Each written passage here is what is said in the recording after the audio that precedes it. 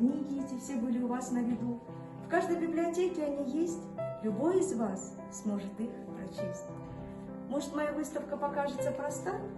Но не судите слишком строго, не смотрите свысока. Здесь вложена поэзия и мое старание. Юбилей писателя, вот ее название. Выставка подготовлена к 125-летию Сергея Есенина, чьи стихи знает каждый. Поэзия Есенина – чудесный, прекрасный, неповторимый мир. Особое место в поэзии Есенина занимает любовная лирика. Вся красота, благозвучие языка отражается в стихотворении Есенина. Не жалею, не зову, не плачу. Все пройдет, как с белых яблонь дым.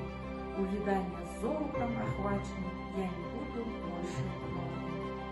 Ты теперь не так уж будешь биться, сердце тронутое холодком, и страна березового ситца не заманит шляться босиком. Стиль Есенина хорошо отражается в свете мотива и ярким тоном является письмо Татьяны.